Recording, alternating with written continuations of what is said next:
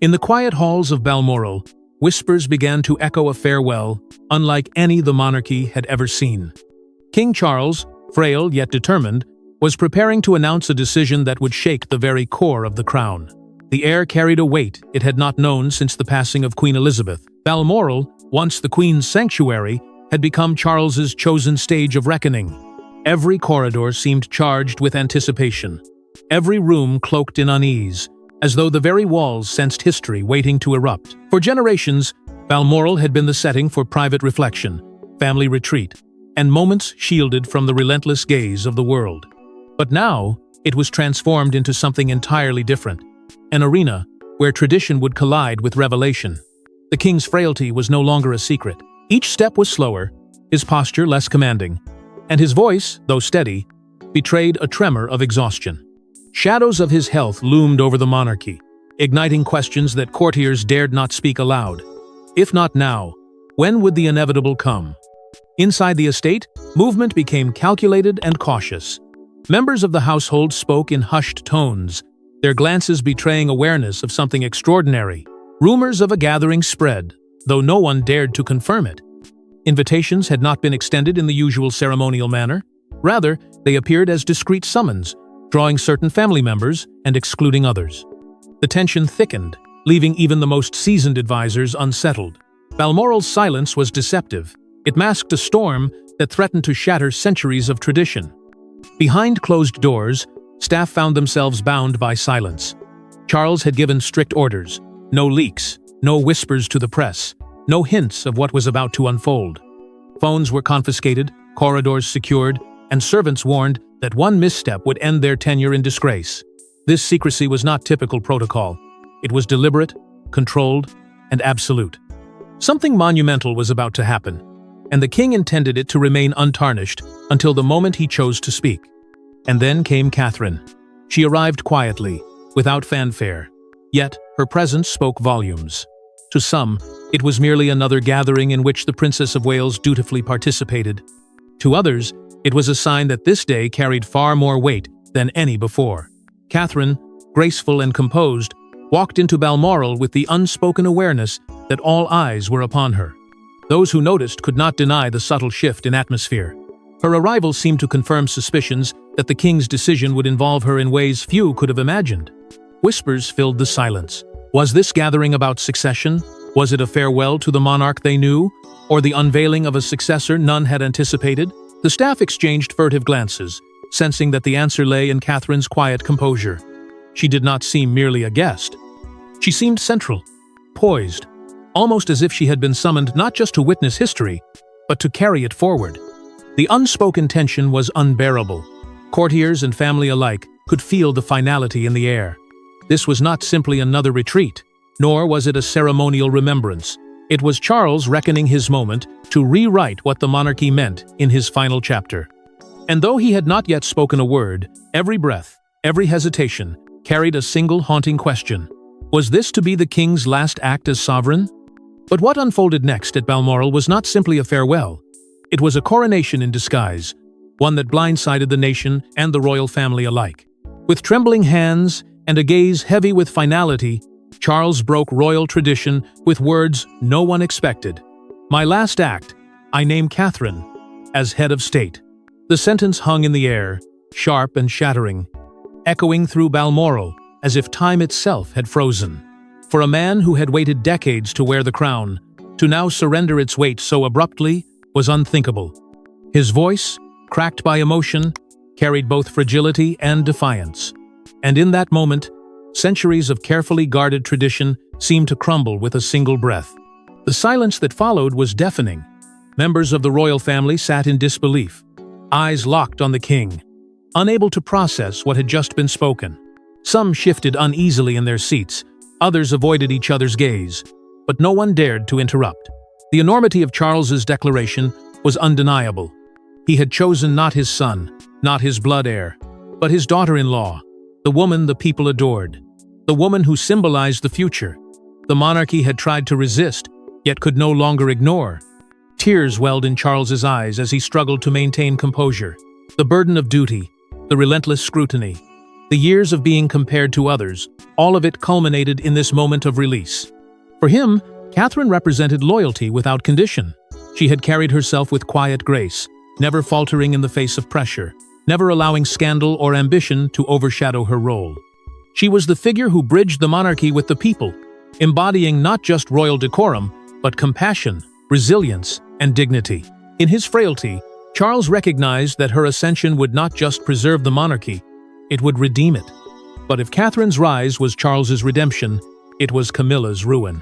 The queen consort sat frozen, her lips pressed into a tight line, her eyes betraying disbelief and silent rage. She had walked alongside Charles for decades, endured whispers of scandal, and finally secured her position beside him, only to watch it be stripped away with one sentence. In the shadow of Catherine's coronation in disguise, Camilla felt the humiliation of being cast aside. Her fury simmered beneath her grief, but in that room, she could not speak. Her silence became its own confession of defeat. William, too, was shaken to his core. The man raised to be king now found himself eclipsed by his wife. Pride and love for Catherine swelled in his heart, yet it was entwined with confusion and an ache that he could not suppress. His own destiny had been rewritten before his eyes. Would he remain heir to a throne that had now been redefined? Or was he destined to stand in Catherine's shadow? For a brief moment, his future seemed more uncertain than ever before, as though the foundation beneath him had shifted without warning. And then came the ghost of Diana. Her memory was not spoken aloud, yet it filled the room with an unshakable presence. To many, Catherine's elevation felt like an unspoken fulfillment of Diana's legacy. The mother who once dreamed of a monarchy closer to the people, softer in its power, and more humane in its reach. Charles's words were not only about Catherine, but also an unacknowledged tribute to the woman whose absence still haunted every decision within the House of Windsor. Diana's shadow loomed over Catherine's rise, a reminder that the monarchy could never outrun its past. The king's words had been spoken, but the fallout had only begun, and it would ignite rivalries that had smoldered for decades. For Queen Camilla, this was not just a snub, it was a betrayal written in fire. She had stood by Charles through decades of scandal, ridicule, and endless whispers, weathering storms that would have destroyed a weaker figure. In her mind, those years of loyalty, sacrifice, and endurance had secured her place at his side, both in life and in the legacy he would leave behind. Yet, in a single breath, Charles had undone it all. With his trembling voice declaring Catherine as head of state, Camilla's security vanished, replaced by the cold sting of humiliation. The humiliation cut deeper than she could ever have anticipated. To be overshadowed in the public's heart was one thing she had long grown accustomed to. The comparisons, the constant invocation of Diana, the relentless elevation of Catherine as the people's princess. But this was different. This was not public perception. This was her own husband's decree, made in front of his family, his advisors, and the very walls of Balmoral that had once seemed to protect her. It was as though Charles had chosen to immortalize her not as queen consort, but as a footnote in the story of Catherine's rise. Behind closed doors, the whispers began almost immediately. Courtiers and staff spoke in hushed tones, their words reaching her ears through trusted confidantes. Bitterness, rage, and disbelief consumed her. They said she had been caught off guard, that she had sat frozen when the words were spoken, unable to mask her shock. To Camilla, the betrayal was not simply public but intimate, a wound carved not by enemies or critics, but by the one man whose loyalty she had counted on above all others. And worse, she knew history's pen was already scribbling her fate. For years, she had fought to be accepted, to move beyond the scandalous narrative of being the other woman.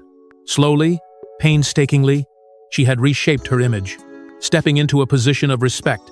But Charles's declaration threatened to undo everything. Once again, she felt the weight of being the outsider, the unwanted figure in a story that did not belong to her. Her greatest fear was returning to that shadowed role, condemned to be remembered as the woman eclipsed not only by Diana's memory, but now by Catherine's living presence. The divide within the household only sharpened her dread. Staff, once united under the crown, began to shift in their loyalties. Some whispered admiration for Catherine's dignity, already treating her with deference that Camilla felt should have belonged to her. Others remained sympathetic, but their numbers were thinning. To watch the lines being drawn so quickly, to see loyalty evaporate in the wake of Charles's words, left Camilla both furious and terrified. She understood better than anyone that the monarchy was not just about titles or bloodlines, it was about perception. And perception had already crowned Catherine. Yet Camilla was not prepared to vanish quietly. In the shadows of her chambers, she swore she would not be erased. Whatever Charles had declared, whatever Catherine had been given, Camilla resolved to fight for her place in the story. Her methods might be subtle, her defiance carefully concealed, but her vow burned as fiercely as the betrayal itself. She would not go down in silence. But while Camilla's anger boiled in the shadows, the nation was erupting with a very different response, an outpouring of emotion for Catherine. From London streets to Scotland's hills, a tidal wave of emotion swept across the nation. The people had long chosen their queen, and now Charles had confirmed it. The news spread with breathtaking speed, igniting a response unlike anything the monarchy had seen in decades. For the public, it was not just a royal announcement, it was a moment of vindication. Catherine, the figure they had admired and trusted for years, was no longer simply the Princess of Wales. She was the chosen one, elevated not by protocol, but by a king's final act of trust. Headlines erupted across the globe with stunning force. Catherine, head of state. Newspapers and broadcasters carried the decree with urgency, their words heavy with astonishment. For millions, it felt like history itself was bending in real time. The announcement was replayed endlessly, dissected in hushed tones in living rooms, shouted across pubs, and etched into the memories of those who had waited to see a figure like her finally placed at the forefront. Foreign media framed it as a seismic shift, an unprecedented departure from tradition that dared to rewrite the monarchy's future. Outside Buckingham Palace, the emotional swell reached its peak. Thousands gathered, many in disbelief, their voices rising as one as chants of "Catherine! Catherine!" echoed against the palace gates. Tears streamed down faces both young and old, as though a nation had found its hope renewed in the midst of sorrow. People clutched portraits, waved flags, and laid flowers, not for mourning, but for a strange, triumphant kind of rebirth. It was the voice of the public made visible, raw and undeniable, as if the people themselves had crowned her before the coronation could even take place. For many, the parallels to Diana were inescapable. Catherine was seen as the embodiment of what Diana once promised, a modern, compassionate face of royalty, who could bridge the gulf between monarchy and people. Where Diana's story had ended in tragedy, Catherine seemed destined to carry that torch forward, her rise viewed as both a continuation and a healing of the wounds left behind. Whispers spread through the crowds. This is what Diana would have wanted. To the people, Catherine was not only her own figure, but also the living fulfillment of an unspoken legacy. Yet, the reactions were not universally celebratory. Among older monarchists, there were tears of a different kind. Tears for tradition broken, for a centuries-old order being reshaped before their eyes. They wept not out of anger, but sorrow, mourning the crown's departure from the path they had always believed unshakable. It was grief for the loss of certainty, grief for the monarchy they had defended, now altered in ways they could scarcely comprehend. But where tradition trembled, youth celebrated. Younger generations, long disillusioned with what they saw as the monarchy's coldness, embraced Catherine as a queen they could believe in. Social platforms lit up with excitement, voices of 21st century Britain declaring this the dawn of a new monarchy, one that belonged to them, one that finally reflected the world they lived in. For them, Catherine symbolized change, relevance, and hope. The emotional split across generations created a strange unity. Whether through tears of joy or sorrow, the entire nation was bound together in recognition of the monumental shift Charles had unleashed. Catherine had become more than a royal figure. She was the symbol of an era, a queen chosen not by bloodline alone, but by the will of a people and the last act of a king. But even as the people crowned Catherine with their tears, inside Balmoral, old rivalries reignited with a vengeance. No one was more shaken than Prince William, the man raised to inherit the throne, now forced to watch as his wife was elevated above him. His entire life had been shaped by the knowledge that one day the crown would rest upon his head, that the burden of monarchy would be his to bear. And yet, with a single decree, his father had altered everything. Catherine, the woman he loved, the partner he had leaned on through triumph and tragedy, had been placed before him. It was a twist that cut deep. filling him with both fierce pride and quiet devastation. In the silence after Charles's words, William felt the pull of emotions he could not easily reconcile. On one hand, pride swelled within him. Catherine was more than deserving. He had always known her strength, her composure, her ability to win hearts without asking for them. But that pride was laced with a wound that no one could see. He was the heir, the son of a king, and now he stood not as the chosen one, but as the man beside her. Husband, heir, father, the roles collided within him, leaving him unsteady, his heart torn between joy and a gnawing sense of displacement. The moment dragged his mind back to his mother. Diana's memory rushed in with cruel intensity. He remembered her tears, her warnings, the pain she endured inside the very institution that had promised her protection. In Catherine's rise, William felt both the echo of Diana's suffering and the promise of her vision fulfilled. Catherine embodied the compassion his mother had championed, but William feared the price that came with it. He could not help but wonder, had his father elevated Catherine as an act of love, or was it one final maneuver to control them both from beyond his reign? Was this gift genuine, or was it a curse wrapped in grandeur? That mistrust of Charles began to gnaw at him. He thought of the years of distance between father and son, the unspoken resentments, the moments of cold formality when warmth had been needed most. William wanted to believe his father's final act was a gesture of faith, yet doubt whispered otherwise. What if this was less about Catherine's worth and more about denying William the chance to take the throne in his own right? What if Charles, even in his frailty, sought to define William's destiny instead of letting him seize it for himself? But the weight of William's turmoil was not just about himself. It was about his children. George, Charlotte, and Louis, the future of the monarchy, rested on their small shoulders. And now, that future had been thrust into uncertainty. How would they inherit a crown fractured by rivalry, rewritten by their grandfather's final decision? Would George, raised as the future king, now step aside for his mother? Or would the family be forced into a battle of succession that could tear them apart? These questions haunted William as he imagined the storm awaiting his children, a storm he was determined to shield them from. In that storm of doubt and dread, William made a silent vow.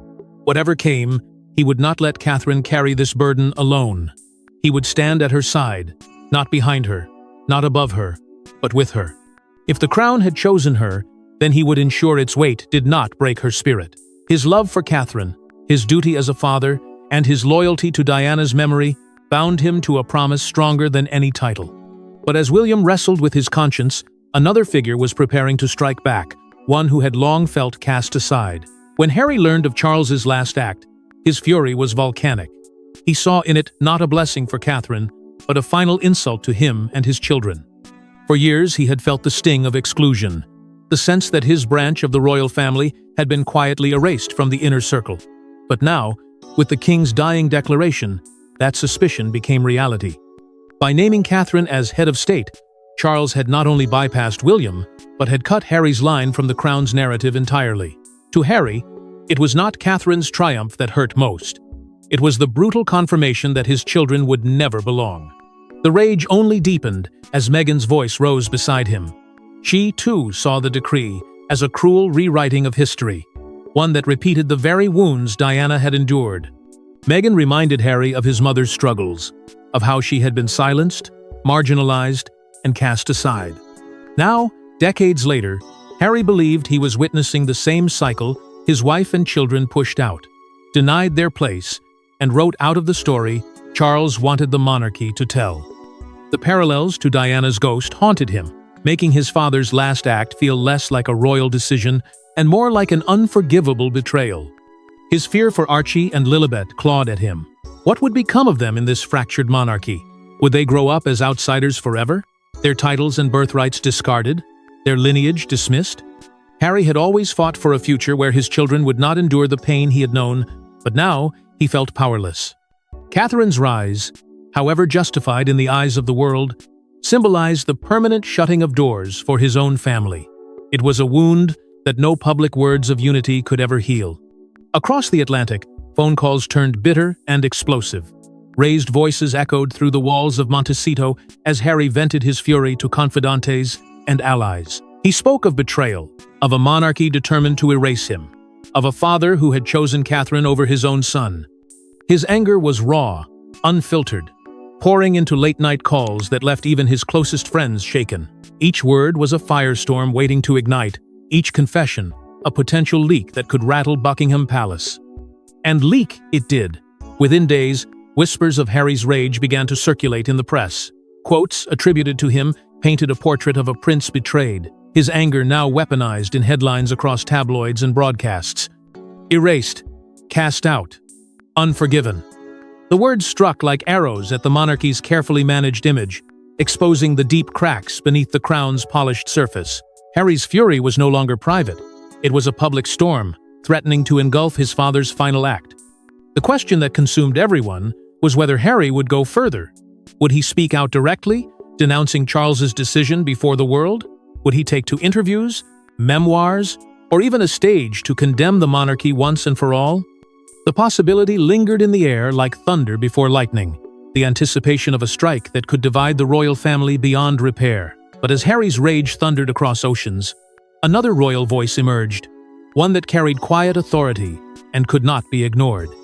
In the chaos, Princess Anne stepped forward, her words carrying the weight of both sisterly grief and royal duty. Where others faltered in silence, she did not hesitate. She had always been the unshakable presence in the family, the one who placed service above spectacle, action above words. Yet in this moment, her voice was more than duty. It was the bridge between a dying king's wish and the family struggling to accept it. Anne's loyalty to her brother was unbroken, but she understood the gravity of what he had chosen. And unlike Camilla's fury or William's turmoil, Anne did not resist. She accepted Charles's decree, and in doing so, gave it a legitimacy the monarchy desperately needed. Her acceptance did not come from blind obedience. Anne had long recognized the qualities that set Catherine apart. She saw in her the same quiet strength their mother had carried, a strength that endured without demanding recognition, that faced the world's scrutiny without bending. Elizabeth had led with dignity, restraint, and an unwavering sense of purpose. In Catherine, Anne saw that reflection, and perhaps even a promise that the crown's future would not fall into weak or unworthy hands. To Anne, Charles had not acted rashly. He had seen what she herself had seen. Catherine was the only one capable of holding the monarchy together, but her acceptance was not delivered gently. Anne turned her sharp gaze toward Camilla, and her words were unmistakable. She warned her not to defy Charles's last wish, not to stir further division within a house already fracturing under the weight of change. Anne's voice cut through the tension with the authority of someone who had lived her entire life in service to the crown. It was both a rebuke and a command, a reminder that loyalty was no longer a choice, but an obligation. For Camilla, the warning carried an edge sharper than any public humiliation. It was a sister of the king declaring that his final word was law. Then came Anne's symbolic act, one that brought tears to even the coldest eyes in the room. She reached for one of Elizabeth's most cherished tokens, a keepsake their mother had guarded with reverence. Placing it in Catherine's hands, she bridged 2 generations in a single gesture. It was more than a gift. It was a transfer of trust, a sign that Catherine was not just chosen by Charles, but embraced by the sister who had stood longest at the Queen's side. For Catherine, it was both a burden and a blessing, a reminder of the immense expectations she would now shoulder. The moment between them stirred deep emotion. Catherine, overwhelmed yet composed, understood the enormity of what had been entrusted to her. Anne, stoic but visibly moved, allowed a rare glimpse of vulnerability, as though acknowledging that the monarchy's survival now rested in hands, not her own. In that brief unity, the palace's fractured heart seemed to beat in rhythm again, however briefly. Yet even in her support, Anne's words carried an undercurrent of foreshadowing. She hinted that there was more to come, that Charles's decree at Balmoral was not the entire story. Her tone suggested secrets still hidden, truths waiting to surface, and decisions that would shake the monarchy even further. Her voice, calm and resolute, was less a conclusion than a warning. The true reckoning had not yet arrived. But the true storm was still approaching, for what Charles had declared at Balmoral was only part of his final act. Just when the palace thought the shock was over, a sealed letter emerged, Charles's final written command, hidden until his last breath. It was discovered quietly, tucked among his personal effects, bearing his unmistakable handwriting and the weight of finality. Those who held it in their hands knew immediately that this was not a routine note, not a memento left behind, but a deliberate message from a king who understood that words written in silence could echo louder than those spoken in life. When the letter was opened, its contents struck like lightning. In it, Charles confirmed without hesitation that Catherine was to stand as head of state, binding his spoken decree in ink that could not be undone.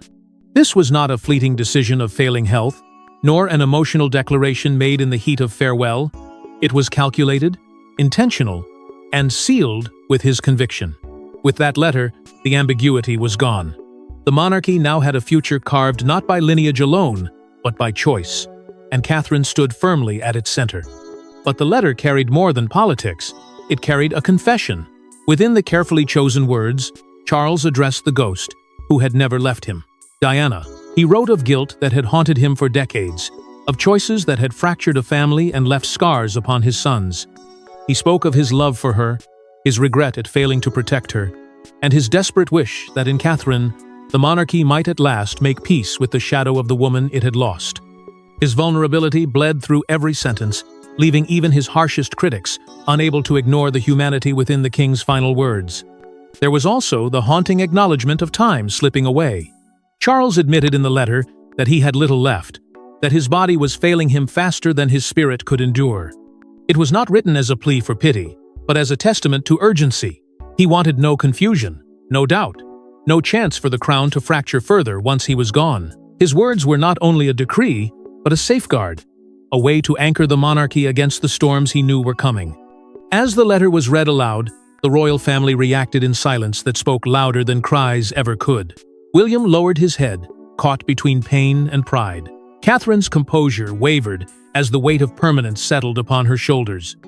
Camilla, her fury still simmering, now faced the undeniable truth. This was not a fleeting moment of sentimentality. It was the king's deliberate final command. Harry's rage across the ocean would find no relief here, for the letter left no room for ambiguity, no room for negotiation. And then came the final line, chilling in its brevity. "This is my last act." With those 5 words, Charles closed the chapter of his reign and sealed Catherine's destiny. It was a declaration, a confession, and a haunting farewell all at once.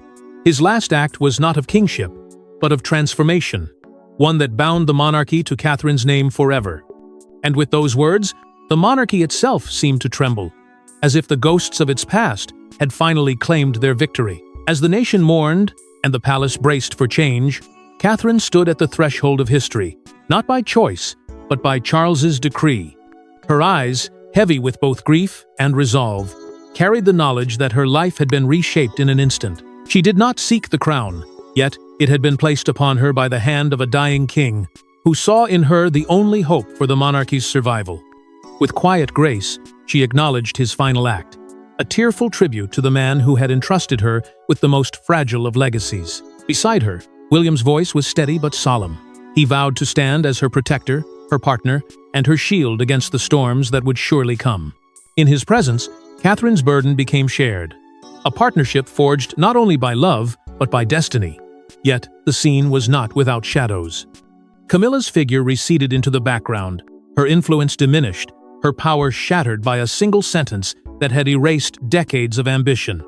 Across the ocean, Harry's unresolved fury still burned, leaving the monarchy fractured beyond its borders, his absence a reminder of wounds too deep to close. But within the kingdom, the people's cry drowned out division. "Catherine!" they shouted, their voices rising in unison, claiming her as their queen. To them, she was not merely elevated by decree, she was chosen by destiny, a symbol of renewal rising from the ashes of tradition. And through it all, Charles's words lingered like a haunting refrain. "My last act," they echoed across the halls of Balmoral and into the future, forever tied to her reign, forever binding his farewell to her beginning. And so, from Balmoral's quiet halls to the world stage, a farewell became a rebirth. The monarchy transformed by a dying king's final gift. Thanks for watching. Don't forget to like and subscribe, and we will see you in the next one.